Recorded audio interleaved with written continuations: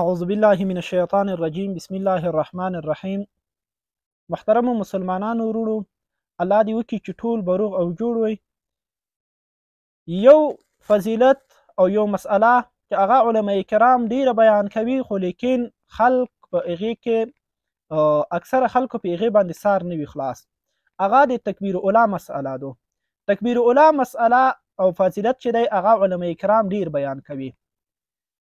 تکبیر اولا ډیر فضیلتونه لري. حدیث کې راځي نبی علیه الصلاه والسلام فرمایي چې یو تکبیر اولا د دنیا او په دنیا کې چې څه دي د دې نه بهتره دی.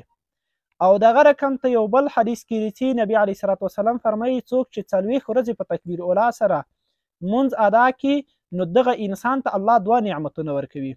یو نعمت دا چې هغه په دنیا کې الله جل جلاله د منافقت نه ساتي، او دویم نعمت دا دی چې الله جل جلاله به دغه انسان په آخرت کې د جهنم نه ساتي، چې دا دواړه ډیر لوی لوی نعمتونه دي.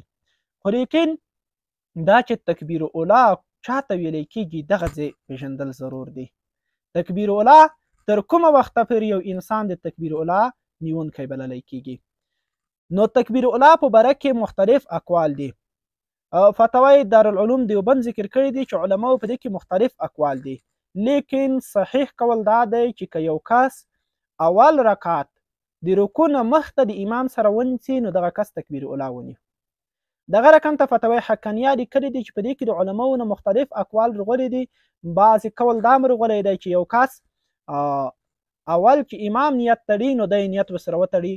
دا خو متفقن علیه د ټولو علماو قول دی چې دا خو بالکل د تکبیر اولا نیونکی شو د کس چې امام نیت تړي ته نیت ورسره وتړي.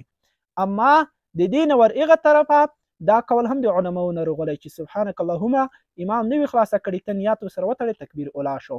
بعضې وایي سورت فاتحه نوي خلاصه شوي ته نیت ورسره وتړي تکبیر اولا شو.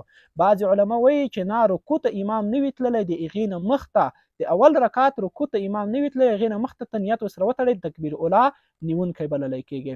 خو لیکن وروسته بیا علما لیکي وایي غوره کول او اوسع کول دا دی چې انسان د رکوع نه مخکې د امام سره په لمانځه کې یو ځای شي نو دا د تکبیر اولا نیونکی بلل کېږي.